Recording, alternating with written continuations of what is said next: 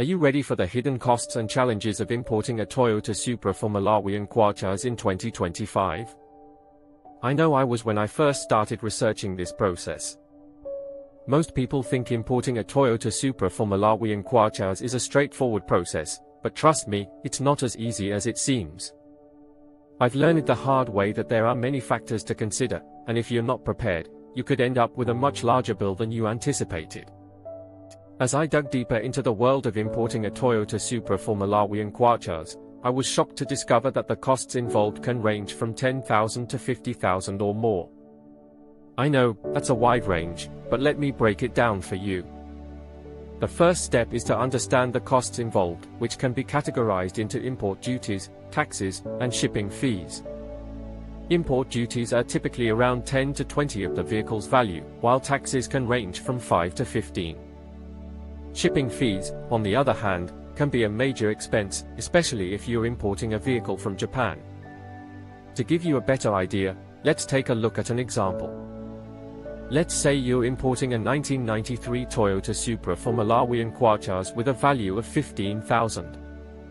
The import duties would come out to around 1,500 to 3,000, depending on the specific regulations. Add to that taxes of around 750 to 2,250, and you're already looking at a total cost of around 3,250 to 5,250. Now, factor in shipping fees, which can range from 2,000 to 5,000, and you're looking at a total bill of anywhere from 5,250 to 10,250. But here's the thing, these costs can add up quickly, and if you're not careful, you could end up with a much larger bill than you anticipated. One of the biggest surprises I encountered was the issue of certification. You see, many importers assume that their vehicle will be certified by the manufacturer, but that's not always the case. In fact, most vehicles imported from Japan are not certified, which can make it difficult to get insurance and obtain a title. So, what can you do?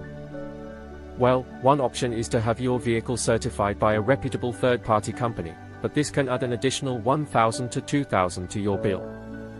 Now, you might be thinking, why not just buy a vehicle from the US?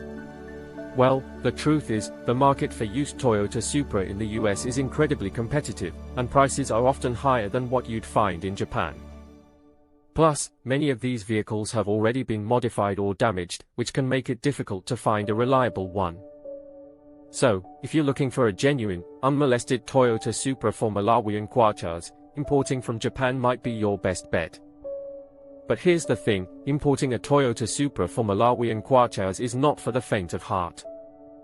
It requires patience, research, and a willingness to navigate complex regulations. So, before you begin this journey, make sure you're prepared for the challenges ahead. With the right knowledge and resources, however, you can find an amazing Toyota Supra for Malawi and Kwacha at a price that's right for you. Stay tuned for my next segment, where I'll dive into the paperwork involved in importing a Toyota Supra for Malawi and Kwacha. Navigating the paperwork jungle. As I began researching how to import a Toyota Supra for Malawi and Kwacha, I quickly realized that the paperwork and documentation required can be overwhelming. But what most people don't know is that the paperwork and documentation required for importing a Toyota Supra for Malawi and Kwacha can be just as complicated as the vehicle itself. In fact, I found myself digging through stacks of paperwork and searching online for hours just to understand the basics. The first hurdle you'll need to clear is obtaining a VIN, or Vehicle Identification Number. This may seem like a straightforward task, but trust me, it can be a lengthy and complicated process. You'll need to complete a Form 7501, which requires detailed information about the vehicle, including its make, model, and engine type. But don't worry, I'll walk you through this process and provide tips on how to avoid common mistakes.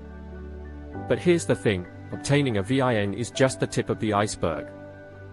You'll also need to comply with regulations such as the Clean Air Act and the Clean Water Act, which can add to the complexity of the importation process.